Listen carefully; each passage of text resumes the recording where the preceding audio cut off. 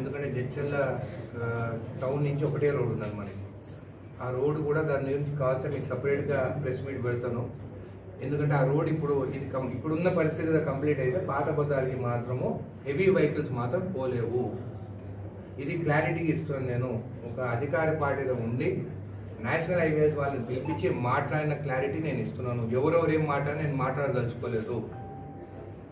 నేను చదువుకున్నాను, నా దగ్గర దొంగ సర్టిఫికేట్లు లేవు, నా సర్టిఫికేట్ చెక్ చేసుకోండి. నేను క్లారిటీ ఇస్తున్నాను. ఇప్పుడున్న ప్రకారం ఎక్కడైతే ఓపెనింగ్ ఉన్నదో ఆపోజిట్ డైరెక్షన్లో పోయి టర్న్ అయితే యాక్సిడెంట్స్ అవుతాయి, పెద్ద వెహికల్స్ పోవు. అందుకని చెప్పేసి మా నాయకులను మొన్న పిలిచి మాట్లాడినాను.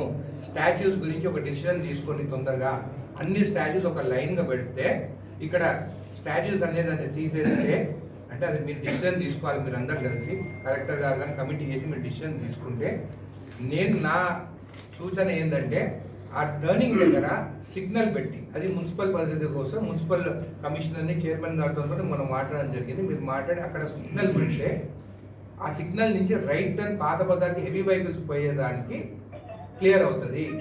ఆ వేలో పోతేనే మనం పెద్ద వెహికల్స్ తీసుకురాగలుగుతాము. పాత డిజైన్ ప్రకారం చూస్తే పెద్ద వెహికల్స్ మాత్రము పాత బజార్కి పోలేవు. కాబట్టి ఆ చేంజెస్ చేయాలి. వాళ్ళకి చెప్పినాను. ఆల్ పార్టీస్ అందరిని పిలిచి, అందరి నాయకులని పిలిచి మాట్లాడేసి ఆ డిసిషన్ తీసుకుంటారు. డిగ్రీ కాలేజ్ దగ్గర left side right side government land ఉంది. ఎట్లయితే మహబూబ్నగర్లో స్టాచ్యూస్ ఒకటే లైన్ పెట్టినారో అక్కడ పెద్దగా మనం పెట్టుకోవచ్చు అని చెప్పేసి ఒక ఆప్షన్ కూడా ఉన్నది దానికి. అందుకని మీరు చెక్ చేసి డిసిషన్ తొందరగా తీసుకొని ప్రజలకు ఇబ్బంది పడద్దు. రాజకీయ నాయకుల వల్ల మనం కొట్లాడుకుంటే ప్రజలు ఇబ్బంది పడుతుంది. మన అందరినీ రోజు నవ్వుతారు. రేపు ఇది కూడా సాల్వ్ చేయలేదా అని చెప్పి అని అంటారు.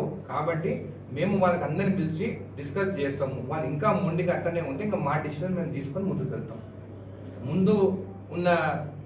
ముందున్న ప్రభుత్వంలో ఎప్పుడు పిలిచి మాట్లాడకపోయేది. వాళ్ళంతా వాళ్ళు డిసిషన్ తీసుకుని ఎవరేం బీగుతారు అనేది ఉండదు. కానీ మేము ఈరోజు అందరికి ఆప్షన్ ఇస్తాం. మీ సలహా కూడా మాకు ఇవ్వండి. మీ సలహా కరెక్ట్ ఉంటే మీ సలహా బట్టే మేము చేస్తాం. ఏది ప్రజలకి ఇబ్బంది లేకుండా ఉండేది అనేది మేము ఆలోచిస్తున్నాం అని చెప్పి మీకు తెలియజేస్తాం.